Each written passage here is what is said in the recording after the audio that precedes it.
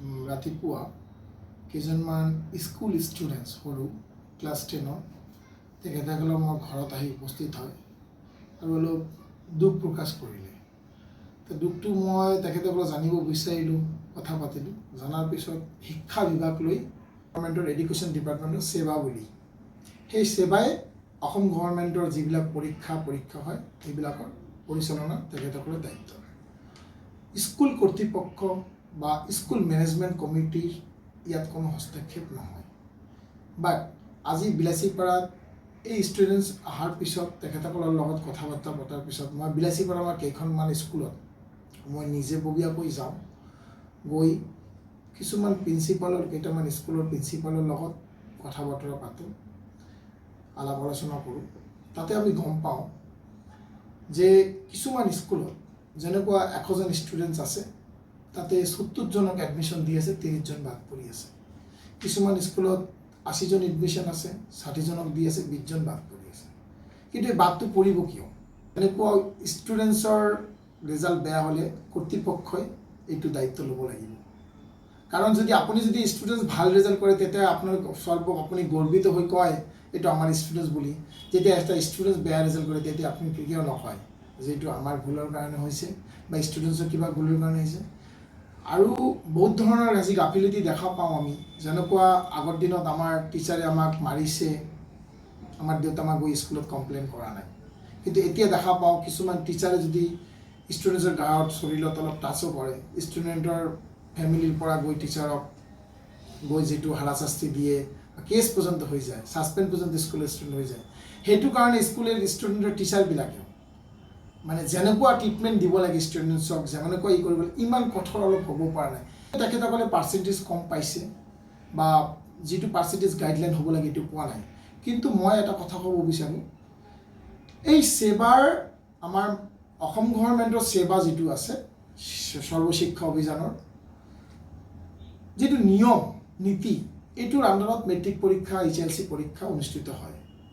তাৰ এগেইনষ্টত গৈ কোনোবা স্কুল এডমিনিষ্ট্ৰেশ্যন কমিটি মানে SMDC মেনেজমেণ্ট ডেভেলপমেণ্ট কমিটি বা স্কুল কমিটি যদি ডিচিশ্যন লৈছে যে আমি এইকেইটা এডমিশ্যন দিম, বাকীকেইটাত নিদিম, তেনেহ'লে আপোনালোকে বহুত ভুল কৰি আছে। আপোনালোকে কিছুমানৰ ষ্টুডেণ্টছৰ জীৱন লৈ খেলা কৰি আছে।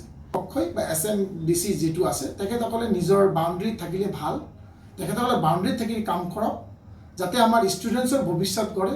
আৰু যিবিলাক ষ্টুডেণ্টছে পাৰ্চেণ্টেজ কম পায়, মাৰ্ক ভাল নকৰে, আপোনালোকে ঘৰলৈ এজন শিক্ষকক পাৰিলে যদি পঠক, ঘৰলৈ আলোচনা কৰক, গাৰ্জিয়ানক যিমান পাৰে বা ষ্টুডেণ্টছক মটিভেশ্যন কৰাৰ চেষ্টা কৰক।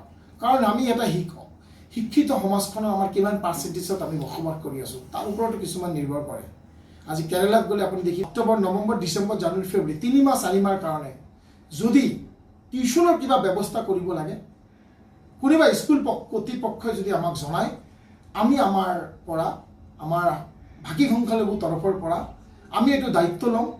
সেই গোটেইকেইটা ষ্টুডেণ্টছৰ এটা হল ঘৰ মই ভাড়া ল'ম, তাতে মই কেইটামান টিচাৰক যি মান্থলি দিব লাগে তাৰ লগত হাতযোৰ কৰি প্ৰাৰ্থনা কৰি তাক ভৰিত ধৰিলে ধৰিব, ৰিকুৱেষ্ট কৰি সেই কেইটা ষ্টুডেণ্টৰ ভাল ভৱিষ্যতৰ কাৰণে তেখেতসকলৰ টিউশ্যনৰ কাৰণে আমি ব্যৱস্থা গ্ৰহণ কৰিম, যাতে সেই ষ্টুডেণ্টবিলাক অলপ কষ্ট কৰি ভাল পঢ়া শুনা কৰি তেখেতসকলে আমাৰ সমাজৰ কাৰণে, তেখেতৰ ভৱিষ্যতৰ কাৰণে আগবাঢ়িব পাৰে, এটা সুন্দৰ ভাল এটা জীৱন যাপন কৰিবৰ কাৰণে এডুকেশ্যনটো বহুত ইম্পৰ্টেঞ্চ হয়। এডুকেশ্যন নহ'লে আজিৰ ডেটত কোনো কাম নাই, কোনো নাম নাই, কোনো দাম নাই। চ' এডুকেশ্যন সৰ্বশিক্ষা হয়। সৰ্বশিক্ষা মানে এটা সন্মান, সেই সন্মানটো পাবলৈকে পঢ়িব লাগিবই। চ' গোটেই ষ্টুডেণ্টছৰ বিলাচীপাৰা ৰাইজক, বিলাচীপাৰা গাৰ্জিয়ানক মই অৱগত মানে ৰিকুৱেষ্ট কৰি আছোঁ যে কাইণ্ডলি আপোনালোকে আপোনাৰ সন্মুখত থকা ল'ৰা ছোৱালী, গৰীব দুখীয়া ফেমিলিক, দেউতা মাক অলপ বুজাওক। আমাৰ শিক্ষিত সমাজখন আগবঢ়াবৰ কাৰণে আপুনি অলপ হাতটো আগবঢ়াওক।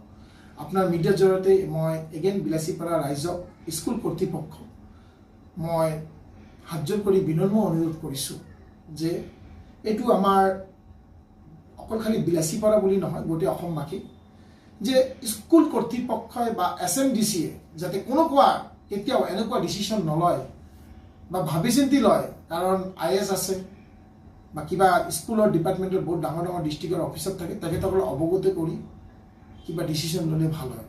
ডাইৰেক্টলি SMDC এটা ডিচিশ্যন লৈ পেলাই বা স্কুল কৰ্তৃপক্ষই পটককৈ এটা ডিচিশ্যন লৈ পেলাই ষ্টুডেণ্টছৰ ভৱিষ্যতৰ লগত খেলি মেলি কৰিলে পিছত জবাবদিহি কোন হ'ব, এইটো এটা চিন্তাৰ বিষয় হৈছে।